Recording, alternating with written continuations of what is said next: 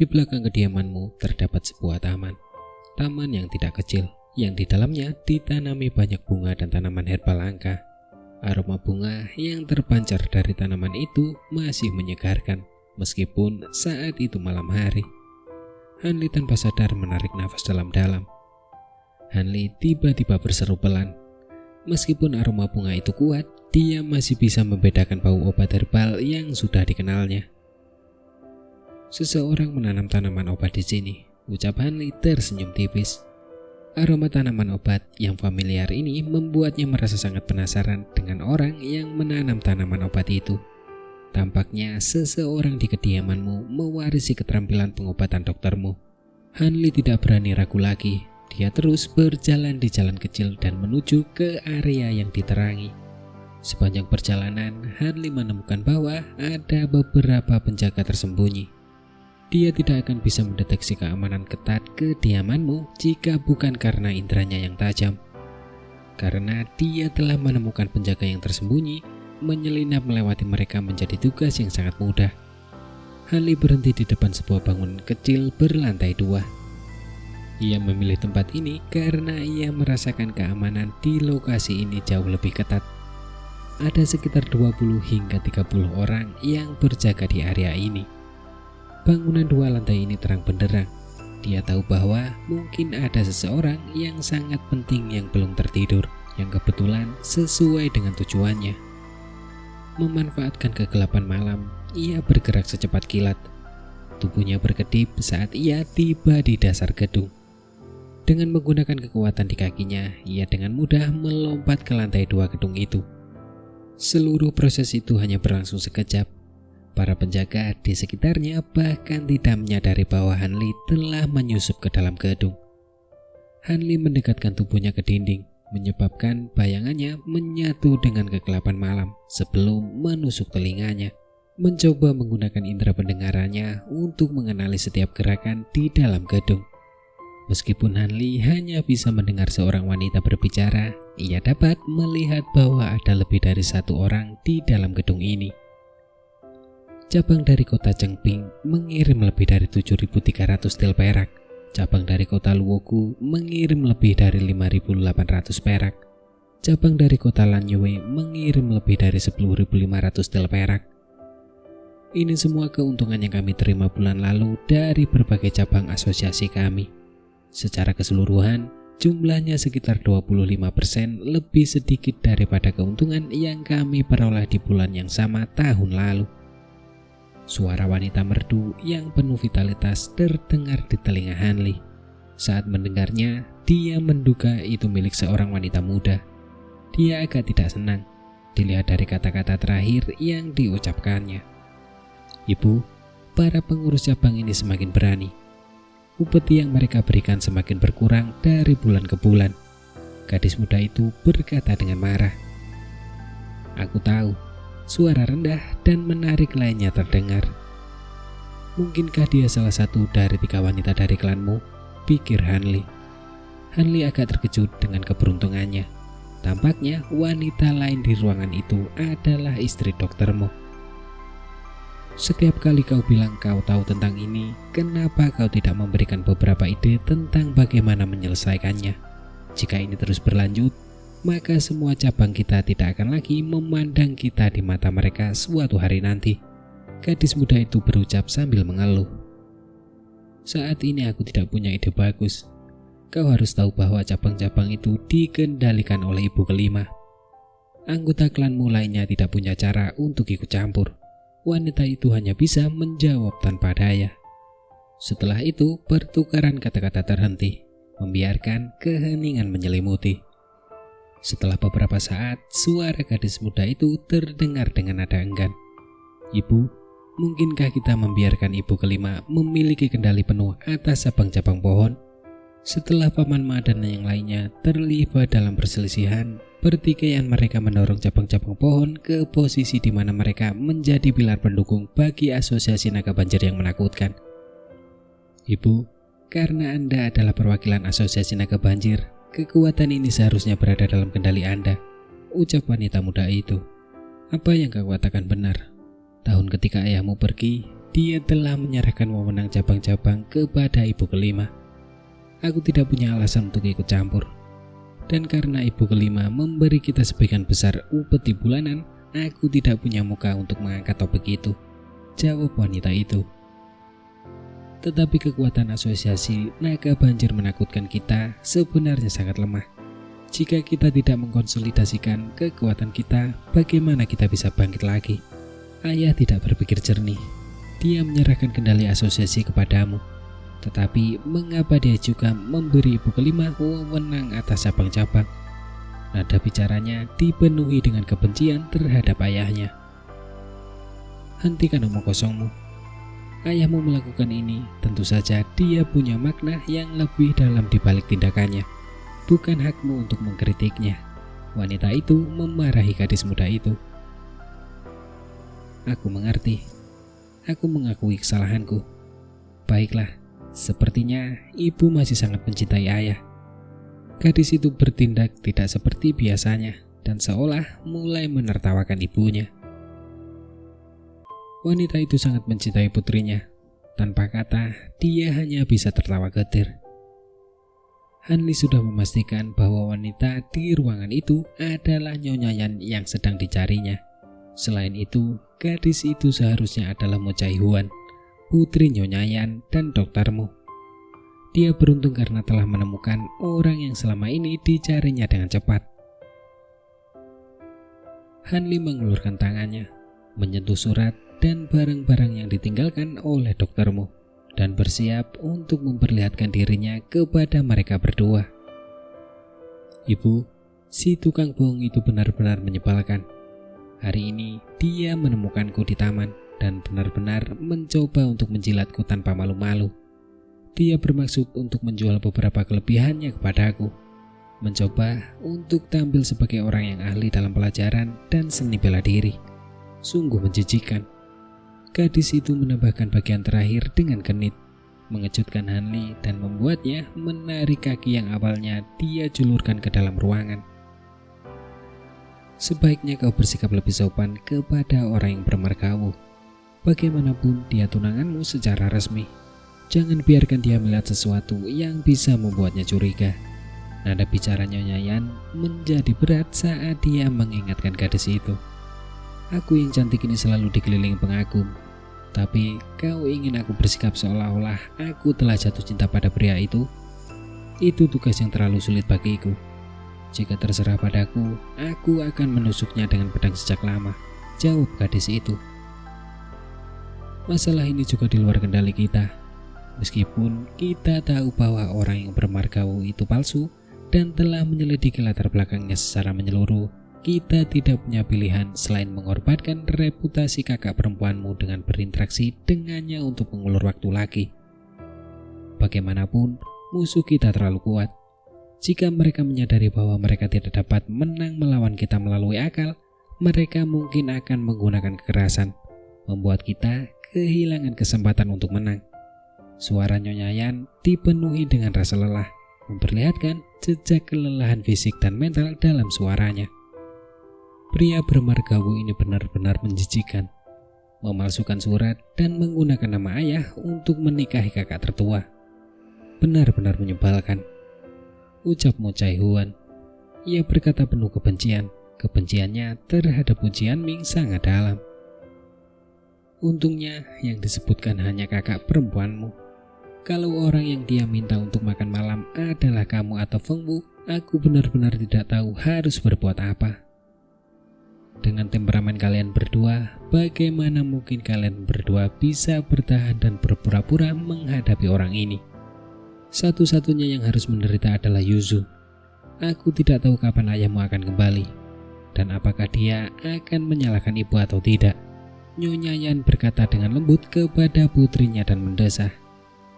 Ibu, bagaimana mungkin ayah menyalahkanmu? Bukankah kakak tertua yang berinisiatif untuk bersosialisasi dengan pria bermargawu? Mo Chai Huan segera menghibur Nyonya Yan. Anak bodoh, Yuzu tidak punya pilihan selain melakukan ini demi asosiasi naga banjir yang menakutkan dan keluargamu.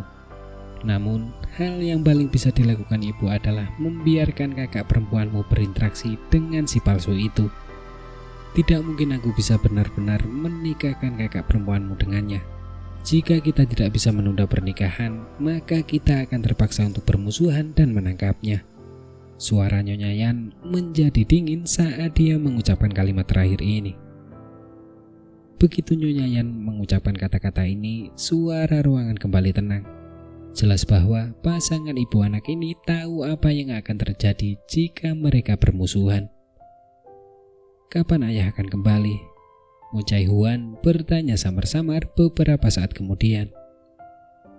Ketika ayahmu pergi, dia berkata paling lambat dia bisa kembali dalam waktu 5 atau 6 tahun, dan paling cepat dalam waktu 2 atau 3 tahun, jawab Nyonya Yan dengan sedih. Namun, sudah hampir 10 tahun berlalu. Aku tidak bisa lagi mengingat dengan jelas penampilan ayahku, ucap Mo Chai-huan berkata perlahan. Tenanglah, ayahmu kebetulan adalah seorang jenius luar biasa di generasinya. Dengan keterampilan tersembunyinya, tidak ada masalah yang tidak dapat diatasi. Dia pasti terlambat karena suatu masalah penting, dan akan segera kembali ke kediamanmu. Meskipun Nyonya Yan berbicara kepada putrinya seperti itu, namun sebenarnya dia juga mencoba menghibur dirinya sendiri. Benar juga, kakak kedua Feng-u meramu ramuan kosmetik peremajaan untuk kuberikan padamu. Ibu, mengapa kamu tidak mencobanya? Kudengar khasiatnya cukup bagus. Untuk memadukan suasana ruangan yang berat, gadis itu tiba-tiba mengubah topik pembicaraan dan mulai menajamkan hal lain. Mengikuti gosip biasa dari ibu dan anak itu, Hanli tidak mendengar informasi berguna lainnya. Hanli menemukan dari dialog mereka bahwa hubungan Nyonya Yan dengan Dr. Mo cukup dekat. Rupanya Hanli bisa mempercayainya. Setelah merenung sejenak, Hanli merasa bahwa tampil secara pribadi dan menoleransi tuan muda Wu palsu ini adalah alternatif yang jauh lebih baik daripada membiarkan kemungkinan terjadinya sesuatu yang berbahaya. Meskipun demikian, Hanli harus terlebih dahulu mengamankan giok hangat yang dengan segera. Saat ia berpikir seperti itu, Hanli mengeluarkan sebuah cincin naga, salah satu kenang-kenangan dari Dr. Mo dari dadanya. Ia kemudian diam-diam berjalan menuju jendela kamar dan melemparkan cincin itu ke dalam kamar melalui celah di penutup jendela kertas. Suara jelas cincin yang jatuh ke lantai bergema di ruangan itu. Sesaat kemudian, suara Nyonya Yan yang tidak sombong ataupun rendah hati terdengar di dalam ruangan. Siapakah pakar yang menghormati rumah sederhanaku dengan kehadirannya? Nona Yan tidak menyambutmu. Aku harap kau memaafkanku, ucap Nyonya Yan. Hanli tersenyum tipis dan menahan diri agar tidak menjawab. Dia mendengar suara gadis itu yang ketakutan. Aneh sekali, bagaimana cara cincin ini muncul?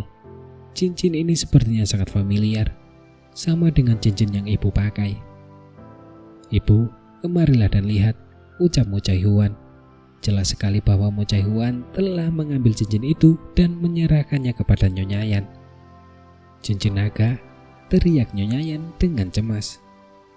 Setelah Hanli mendengar orang lain mengenali kenang-kenangan itu, dia mengetuk pintu 2 kali dengan pelan sebelum berkata dengan suara lantang. Atas perintah Guru Mo, murid Hanli datang untuk memberi penghormatan kepada Nyonya Guru. Setelah mereka yang ada di dalam ruangan mendengar kata-kata Hanli, keheningan total langsung terjadi. Kata-kata Hanli jelas membuat mereka terkejut saat itu. Masuklah. Setelah beberapa saat, suara Nyonya Yan mengundangnya masuk ke dalam ruangan. Pada saat inilah Hanli dengan ringan membuka pintu kamar dan melangkah masuk. Saat memasuki ruangan, Hanli melihat seorang wanita cantik berusia 30 tahun. Di belakangnya duduk seorang gadis cantik berusia sekitar 15 hingga 16 tahun. Gadis dan wanita cantik itu memiliki kemiripan yang mencolok. Hanya dengan sekali pandang, orang bisa tahu bahwa mereka adalah saudara dekat. Saat itu, Nyonya Yan yang cantik dan sudah menikah sedang memainkan cincin naga yang baru saja dilemparkannya ke dalam ruangan. Kedatangan Hanli tidak mengubah ekspresi datarnya. Mo Chae-hwan berdiri di belakang Nyonya Yan dan mengedipkan matanya yang hitam legam dengan rasa penasaran mengamati Hanli. Sudut mulutnya terangkat dan menampilkan raut yang bukan senyum. Dari ujung kepala sampai ujung kaki, dia mengeluarkan bau yang aneh, hampir seperti bau supranatural. Setelah mereka menilai Hanli, dia melangkah maju dan memberi hormat pada Nyonya Yan. "Salam untuk istri keempat guru," ucap Hanli. Mata Nyonya Yan berkedip dengan ekspresi terkejut. Meskipun penampilan Hanli tidak mengejutkan, tindakannya cukup tidak terduga.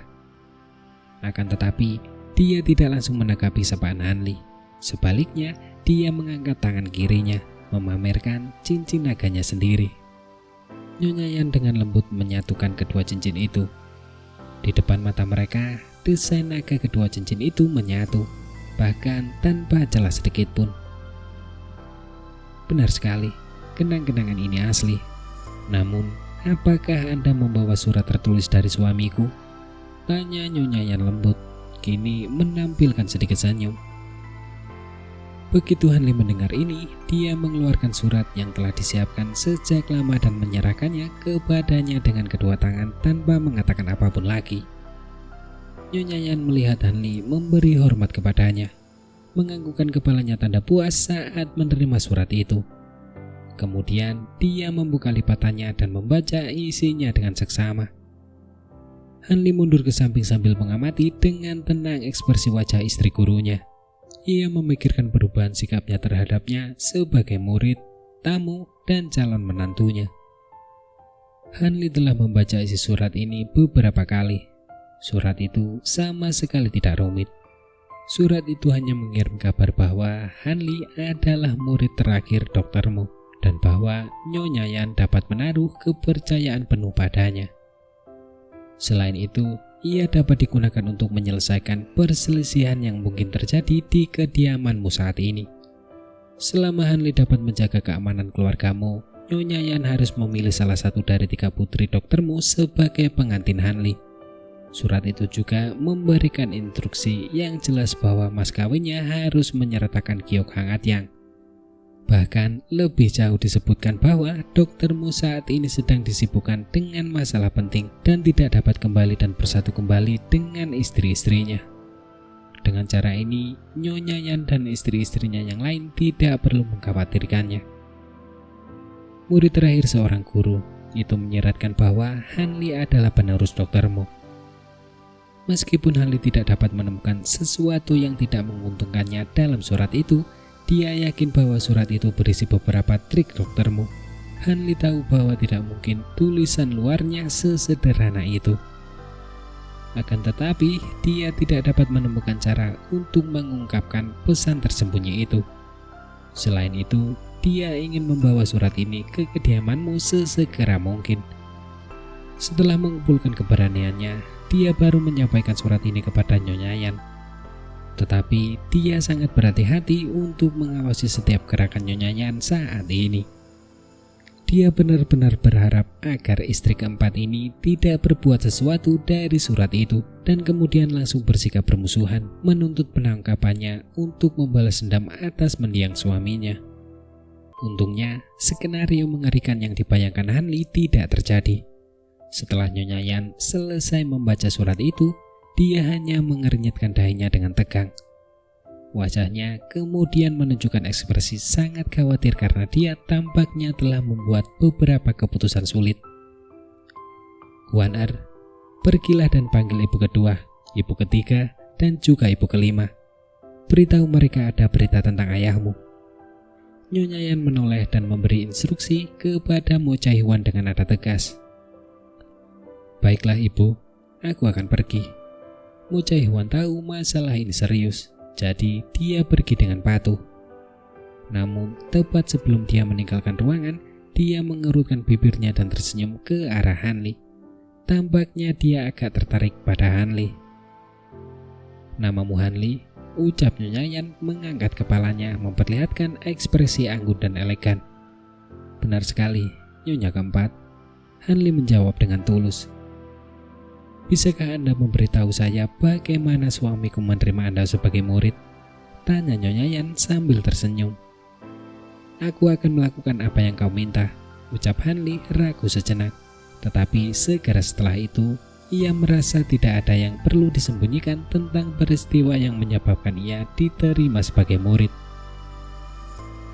Dengan menggunakan beberapa ingatan terpilih, ia perlahan menceritakan kepada Nyonya Yan ringkasan dari apa yang telah terjadi. 8 tahun yang lalu, karena luka lama gurumu belum sembuh, dia tinggal menyendiri di pegunungan Pelangi Surgawi milik Sekte 7 Misteri di Provinsi Jing. Di sana, aku bertemu dengannya untuk pertama kalinya saat memasuki gunung itu, ucap Hanli. Dalam versi Hanli tentang jalannya peristiwa, 3/7-nya salah. Informasi yang tidak dapat dia ungkapkan kepada Nyonya Yan telah direvisi sepenuhnya atau dilewati begitu saja. Akan tetapi, meskipun begitu, cerita itu telah sangat menarik perhatian dan minat Nyonya Yan. Hanli menceritakan kembali rangkaian kejadian dengan 3/7-nya salah. Informasi yang tidak dapat dia ungkapkan kepada Nyonya Yan sepenuhnya diadaptasi atau dilewati begitu saja. Namun demikian, cerita tersebut telah sangat menarik perhatian dan minat Nyonya Yan. Dan begitulah aku menjadi muridnya. Sekitar 3 bulan yang lalu, gurumu disibukkan dengan masalah penting dan tidak dapat meluangkan waktu untuk mengunjungi keluarganya. Namun, dia takut bahwa dia telah meninggalkan kediamanmu terlalu lama dan takut akan ada musuh yang menciptakan masalah bagi istri-istrinya. Jadi, dia menyuruhku untuk meninggalkan gunung terlebih dahulu, datang ke kediamanmu untuk menemui istri-istri gurumu dan menunggu perintah dari istri-istrinya, ucap Hanli. Apa yang begitu penting yang bisa menghalangi suamiku untuk pulang lebih dulu, ucap Nyonya Yan. Setelah Nyonya Yan mendengar versi adaptasi Hanli tentang jalannya peristiwa yang menyebabkan dia menjadi muridnya, dia mendesah sebelum bertanya dengan nada sedih. Siapa yang pulang? Doktermu sudah meninggal 2 tahun yang lalu. Mayat yang kukubur di bawah pohon sekarang hanya tulang belulang, umam Hanli dalam hatinya. Mendengar ini, Hanli tertawa sendiri. Namun dengan wajah rendah hati dia menjawab, apa yang penting? Gurumu tidak memberitahuku. Namun aku yakin itu masalah yang sangat penting, Hanli berkata dengan agak ambigu. Apakah gurumu memerintahkanmu untuk merahasiakannya dari kami? Tanya Nyonya Yan dengan senyum misterius. Namun nada bicaranya agak tidak puas. Sama sekali tidak seperti itu, Hanli cepat-cepat berkata. Diam-diam dia tersenyum getir. Nyonya Yan ini benar-benar tidak percaya. Dengan penampilannya yang tidak menyerah, Nyonya Yan membuka mulut untuk menanyakan beberapa pertanyaan lagi. Namun pada saat itu, suara langkah kaki yang kacau terdengar dari luar ruangan. Sebelum pemilik kaki itu memasuki ruangan, sebuah suara yang indah dan menawan berbicara. Kakak keempat, ku dengar ada berita tentang suami kita. Benarkah itu? Iblis itu meninggalkan kita 10 tahun yang lalu. Apakah dia ingin kita para saudari menjadi janda rumput? Hanli sempat teralihkan oleh suara merdu itu. Namun segera setelah menyadari apa yang dikatakan, dia pun terkejut. Bibi ini berani sekali, pikir Hanli dengan takjub. Kakak ketiga, perhatikan baik-baik perkataanmu. Masih ada orang lain di ruangan ini. Suara seorang wanita yang sedikit lebih kasar terdengar dengan nada marah. Aku sudah tahu ini, namun ku dengar orang yang menyampaikan berita ini adalah murid terakhir suami kita. Tidak mungkin untuk berpura-pura. Apa yang kau katakan, saudari kelima? Suara menawan itu berkata sedikit gembira. Tidak mungkin, karena kakak keempat memanggil kita untuk datang. Pria ini setidaknya harus 70 hingga 80% dapat dipercaya. Sebuah suara sedingin es berkata. Benar sekali, keputusan kakak keempat benar-benar mengagumkan. Suara manis dan menawan itu berkata sambil terkekeh. Tidak diketahui apakah ini ucapan dengan nada ironis atau pujian yang tulus untuk Nyonya Yan. Setelah Hanli mendengar kata-kata ini, dia melirik sekilas ke arah Nyonya Yan. yang sedang menekan tangannya ke kepalanya dengan ekspresi tak berdaya di wajahnya. Tampaknya pemilik suara merdu itu sering membuatnya sakit kepala. Pintu kamar akhirnya terbuka dan beberapa wanita cantik masuk berturut-turut. Wu Chai-hwan mengikutinya masuk terakhir. Namun dia cemburu dengan mulut merah kecilnya, tampak agak melankolis. Wanita paling depan berusia sekitar 31 hingga 32 tahun. Dia tinggi, cantik, dan tenang dengan fitur-fitur yang halus dan ada aura ilmiah tentang dirinya. Dia pasti berbakat sejak usia sangat muda. Han Lim menganggukkan kepalanya dalam hati dan mengalihkan pandangannya ke wanita muda di sebelahnya. Wanita ini tampaknya berusia 23 hingga 24 tahun. Saat Han Lim melihat penampilan wanita ini, dia merasakan otaknya berdengung. Untuk sesaat, dia pikir dia telah melihat Dewi yang hilang. Seluruh dirinya telah tenggelam dalam kecantikannya yang luar biasa dan tidak dapat membebaskan dirinya. Sosok wanita yang lembut dan cantik ini entah bagaimana bahkan lebih cantik daripada Mu Yuzu yang telah dia lihat di siang hari. Selain itu, keanggunan wanita itu yang tak tertandingi adalah sesuatu yang tidak mungkin dimiliki Mu Yuzu. Jika seseorang mengatakan benar-benar ada roh rubah di bumi ini, Han Li akan yakin tanpa syarat karena wanita ini adalah transformasi yang lengkap. Han Li saat ini sedang pusing luar biasa. Tanpa Han Li tahu mengapa, seutas ki dingin dari dantiannya tiba-tiba keluar dan mengalir di sepanjang meridiannya menuju bagian tengah kepalanya. Setelah menyelesaikan satu sirkulasi, Han Li tiba-tiba menjernihkan pikirannya. Setelah pikirannya kembali normal, Han Li terkejut dan tidak berani menatap wanita itu lagi. Dia buru-buru menghindari tatapannya. Wanita muda ini bisa menyebabkan kematian seluruh negeri. Hanya dengan tatapannya saja, dia bisa mengubah jiwa dan semangat seorang pria. Apakah dia tidak tahu bahwa penampilannya yang luar biasa memiliki kekuatan iblis? Atau apakah ini semacam teknik rayuan yang terlatih? Pikir Han Li berekspresi sambil diliputi keterkejutan. Wanita muda itu melihat Han Li menatapnya. Tetapi selain agak tergila-gila, dia juga segera sadar kembali. Matanya tak bisa menahan diri untuk tidak menunjukkan ekspresi terkejut.